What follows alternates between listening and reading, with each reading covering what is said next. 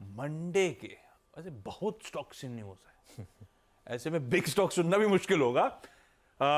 Big stocks का swing play out क्या decide किया? बहुत सारे 5 बिग स्टॉक्स ले रहा हूं मैं। यस, लग रहा था। ओके, देखिए, बंधन बैंक से मैं शुरुआत कर रहा हूं। जैसा मैंने ऑलरेडी बोला था, खबर से पहले स्टॉक बैन में आया। देखिए, अगर ये बैन में नहीं आया तो ना मेरी अप्रोच थोड़ी डिफरेंट होती, लेकिन अब क्योंकि बैन में आया है ये स्टॉक, चंद्रशेखर घोष के एमडी एंड सीईओ पद से अब रिटायर होंगे। अच्छा, अब इसमें क्या है, लोग कहेंगे कि ठीक है भाई, कार्यकाल खत्म हो रहा था तो रिटायर होंगे। 2-3 दिन से ये स्टॉक रैली कर रहा था, फ्राइडे को लेकिन डे लो पर बंद हुआ, जबकि बैंक निफ्टी डे हाई पर बंद हुआ। किसी को पता था, ये 100% किसी को पता था कि ये न्यूज़ ऐसे आने वाली है। आज गैप डाउन होगा। गैप डाउन में पहली बात तो बैन में, तो आप शॉर्ट तो कर नहीं सकते, कोई मतलब नहीं है। गैप डाउन में भूल के भी शॉर्ट करने की गलती ना करें, भूल के भी गैप डाउन में, इवन इंट्राडे में कैश में जो कई लोग सोचते हैं ना कि क्यूट ट्रेड, वो ना करें। क्यों? क्योंकि मुझे लग रहा है कि ये स्टॉक इसने जितना अंडर परफॉर्म किया है ना, कुछ हद तक मार्केट ने इस चीज़ को प्राइस इन कर लिया था। ये आउट ऑफ द ब्लू नहीं है ये एकदम से। शायद मार्केट को कुछ हिंट था कि आरबीआई अप्रूवल ना मिले। इन्होंने रिसेंटली 3 साल का एक्सटेंशन दिया था सब्जेक्ट टू आरबीआई अप्रूवल। अब नहीं हो रहा, इसका मतलब आरबीआई अप्रूवल नहीं आया, बात खत्म, सिंपल, ठीक है। और कुछ ज़्यादा करने की जरूरत नहीं है, ये मतलब एक बड़ा सवाल है। अच्छा, एक इन्होंने एक इंटरेस्टिंग चीज़ की थी रिसेंटली, राजेंद्र बब्बर को इन्होंने लिया था एचडीएफसी बैंक से as executive director and chief business officer.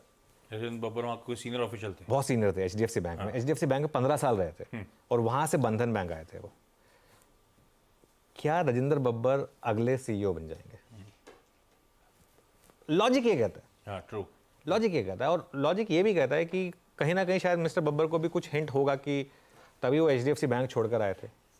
HDFC bank छोड़कर आप जाएंगे तभी अभी जाएंगे ना, वो कुछ ना कुछ मीठी मिलने वाला। हार्दिक गुजरात छोड़ के अगर मुंबई आए तो इसलिए आए ना, कोई कैप्टनसी मिल रही थी, वरना थोड़ा ना आते। तो इसके लिए तो ये मतलब एक हिंट हो सकता है। तो मेरा व्यू क्या है?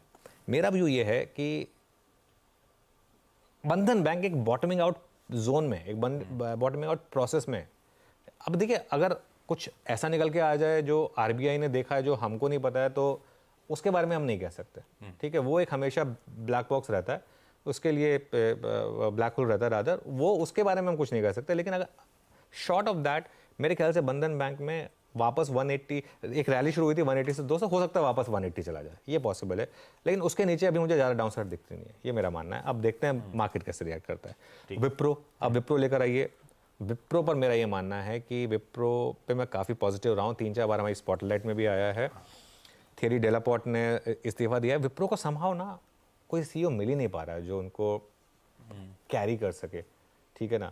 और यहाँ पर अब उन्होंने ट्राई किया है कि श्रीनी पालिया, जो 32 साल से इस कंपनी में, अमेरिकाज के सीईओ हैं वो अब तक, उनको लेकर आए हैं। मेरे ख्याल से विप्रो में भी ना समहाउ मुझे फीलिंग है कि बॉटम बन चुका है। अब देखते हैं इस न्यूज़ को मार्केट कैसे लेता है। मैं न्यूट्रल इसलिए लेकर चल रहा हूँ क्योंकि टेक्निकली न्यूज़ दोनों के केस में लोग नेगेटिव मानेंगे, लेकिन क्योंकि दोनों के केस में सरप्राइज है। लेकिन स्टॉक रिएक्शन मुझे लग रहा है कि शायद लोअर लेवल से दोनों में रिकवरी आ जाए इसके लिए। उसके अलावा 2 क्वार्टरली अपडेट्स आए हैं, वो दोनों बता देता हूँ। टाइटन, बिकॉज टाइटन में शानदार 17% की ग्रोथ रही, और ज्वेलरी सेगमेंट में करीब 18% की ग्रोथ रही। मेन इनका ज्वेलरी बिजनेस ही होता है। कैरेट लेन में 30% की ग्रोथ। अभी आपको बता रहा है क्यों इन्होंने कैरेट लेन में एक्स्ट्रा पैसा देके खरीदा था। मैनेजमेंट को दिखता है कि कहाँ पर क्या चीज़ें बन रही है। और टाइटन को ग्रीन में लेके चल रहा हूँ। गोदरेज कंज्यूमर माइल्ड ग्रीन लेके चल रहे हैं, क्योंकि यहाँ पर मिक्स बैग है, लेकिन क्योंकि स्टॉक थोड़ा सा महंगा है इसके लिए और काफ़ी चल चुका है, इसके लिए मैं इसको थोड़ा सा न्यूट्रलिशियस लेके चल रहा हूँ। और फाइनली जो आज का सबसे ज़्यादा चर्चित स्टॉक होगा वो होगा वोडाफोन आइडिया, ठीक है। देखिए, इसमें क्या है, 2000 करोड़, अब बहुत लोग इस पे लैच ऑन करेंगे कि 14.87 पर हुआ है। 2000 करोड़ में 14.87 का इशू नहीं है। बड़ा पैसा जो आना है वो आएगा क्या 14.87 पे? वो नहीं आएगा 14.87 पे। प्रमोटर ने तो कॉन्फिडेंस दिखा दिया, लेकिन हाँ, एक न्यूज़ पॉजिटिव मानी जाएगी ये इसको। और अब आगे एफपीओ आएगा या प्रेफरेंशियल आएगा, इसके ऊपर बहुत कुछ डिपेंड करेगा। तो इसके लिए, लेकिन यहाँ पर भी गैप अप को चेज ना करें। फ्राइडे को मेरा ये व्यू था कि गैप अप चेज ना करें, आज भी मैं ये बोलूंगा गैप अप को चेज ना करें। फ्राइडे को तो गिर गया था, लाल में ही बंद हुआ फाइनली। एग्जैक्टली। खैर, बता दें कि मनी कंट्रोल पर दिए गए विचार एक्सपर्ट्स के अपने निजी विचार होते हैं। वेबसाइट या मैनेजमेंट इसके लिए उत्तरदायी नहीं है। यूजर्स को मनी कंट्रोल की सलाह है कि कोई भी निवेश निर्णय लेने से पहले सर्टिफाइड एक्सपर्ट की सलाह लें।